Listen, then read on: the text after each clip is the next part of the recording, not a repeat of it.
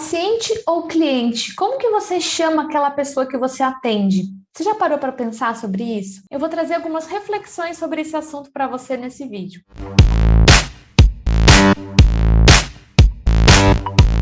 Eu sou a professora Glaucia Gonzaga e esse é o canal Além da Cinesioterapia. Vamos falar de um assunto pouco comentado, nessa questão do paciente barra cliente. Isso gera muita dúvida, né? Às vezes quando o aluno está se formando, está lá no estágio ou depois de formado, ele fica com certo receio. Como eu devo chamar essa pessoa? Como eu devo me referir a ela? Geralmente, na faculdade, a gente aprende a chamar essa pessoa de paciente. Na sua faculdade foi assim também? Mas tem alguns que defendem que o termo paciente não é muito adequado, que isso pode trazer até impactos na cabeça daquela pessoa. Nossa, eu sou paciente, então se eu sou paciente, eu estou doente, né? É um equívoco, mas as pessoas podem pensar dessa maneira. Então, alguns acham que é mais interessante ou mais correto chamar de cliente. No entanto, tem pessoas que também colocam aí um contraponto, dizendo que chamar de cliente fica uma relação muito comercial e pouco humana.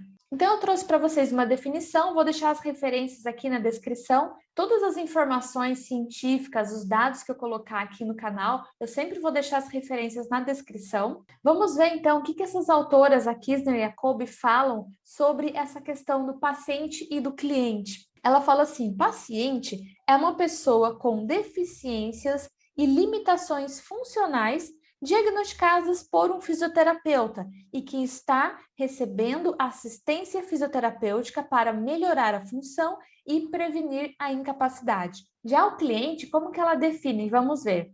Cliente é uma pessoa sem disfunção motora diagnosticada que se engaja nos tratamentos fisioterapêuticos com o intuito de promover a saúde e o bem-estar e de prevenir disfunções. Então, na concepção delas, o cliente é aquele indivíduo que é um candidato para o tratamento fisioterapêutico, porém, que não apresenta disfunções, patologias claras e evidentes.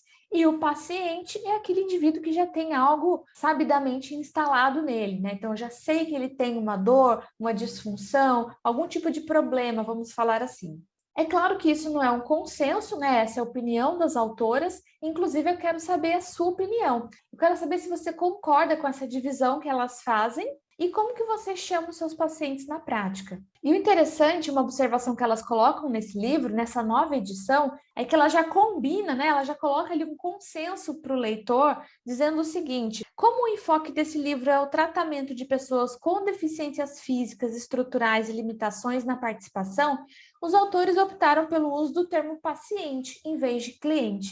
Ela finaliza esses comentários dizendo que as pessoas que recebem tratamentos de fisioterapia devem ser participantes ativos no processo de reabilitação e não apenas receptores passivos ali, para que eles sejam capazes de auto-administrar, autogerenciar as suas próprias condições de saúde. Bom, a minha experiência nesses 16 anos de formada, né, como fisioterapeuta, eu sempre chamei de paciente. Na faculdade, eu também ouvia meus professores falando sempre paciente, paciente, e a gente acaba absorvendo isso dos nossos professores, né? E eu, como professora também, hoje falo para os meus alunos me referindo ao indivíduo como paciente. Eu não sei se isso é um consenso, se é algo mais global, ou se tem instituições, se tem alunos, tem profissionais que têm esse hábito mais constante de chamar o indivíduo de cliente. Então, toda semana eu vou trazer vídeos novos com assuntos interessantes, conceitos básicos e também avançados de cinesioterapia para vocês. Se você se interessa por esse assunto, já se inscreve no canal, já dá o seu like para você receber sempre esses vídeos em primeira mão. Quando a gente fala de paciente, também tem um outro ponto aí que deve se abrir, né? Que é a questão de dar adjetivos a ele de acordo com a doença que ele teve, o diagnóstico. Então, por exemplo, o paciente diabético, o paciente fibromialgico, que é uma área que eu lido bastante.